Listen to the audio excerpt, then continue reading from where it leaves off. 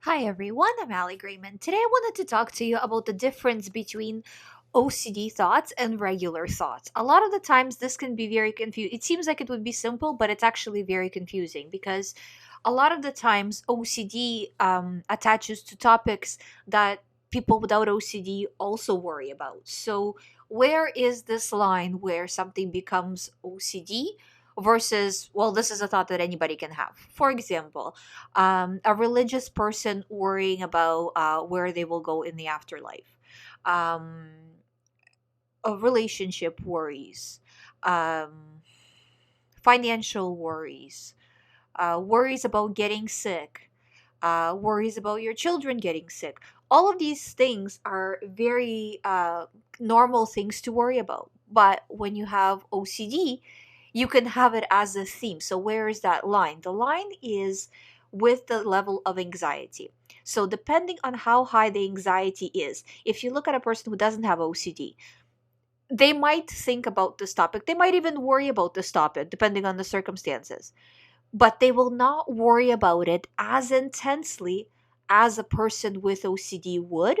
They won't go as far um, doing either physical compulsions or rumination as a person with OCD. They will not put, I don't want to say effort, but you know what I'm saying? Like they won't put as much energy, let's say, into it like a person with OCD would into the compulsions. The other thing is the person with OCD is compelled to do this either rumination, physical compulsions, some sort of a ritual, right? They feel like they can't refuse, where the person without OCD feel like, well, they can refuse. So if you're wondering if is something an OCD thought, look at those factors. Are you thinking about maybe okay, so maybe you're thinking about it, but maybe you're thinking other people could also be thinking about it.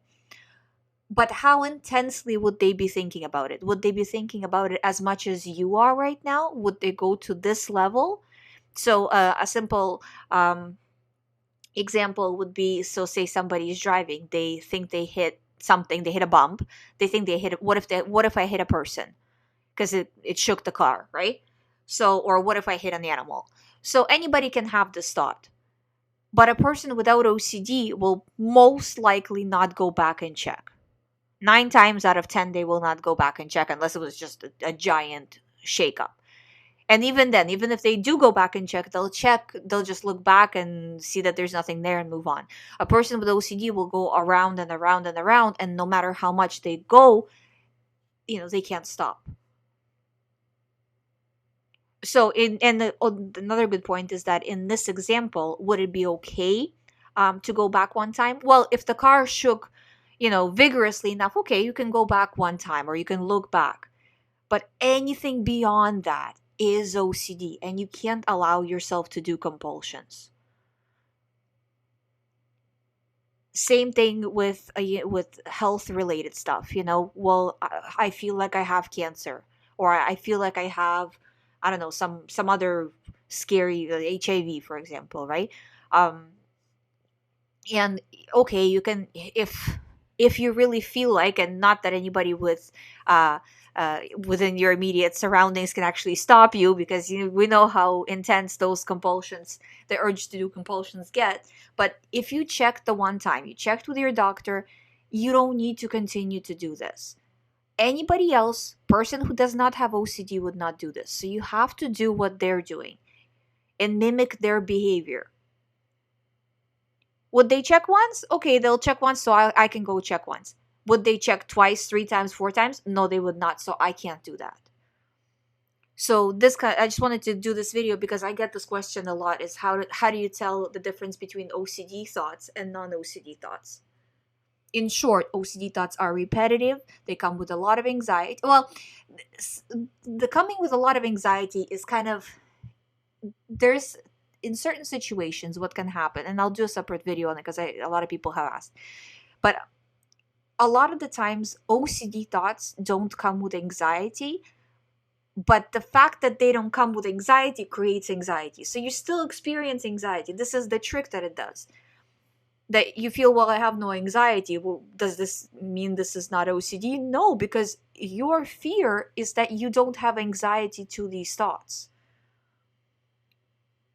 And that's what your brain sends you anxiety on. Do you understand what I'm kind of saying? It's a little bit more, uh, not more complicated, but it's a little bit kind of complicated in this situation.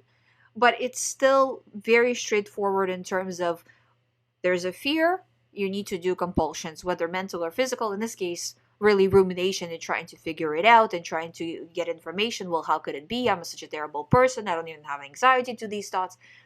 Again, all very common. And going back to the original topic of the video, would a person without OCD really care? Did they have anxiety in the moment? Did they not have anxiety in the moment? No, they wouldn't. They'd be like, okay, who cares? I'm moving on. So that's how you have to do. You have to mimic that behavior.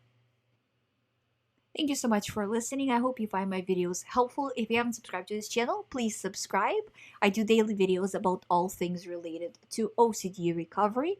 If you would like to do one-on-one recovery program with me, all the information is on youhaveocd.com. Thank you so much for watching. I will see you tomorrow.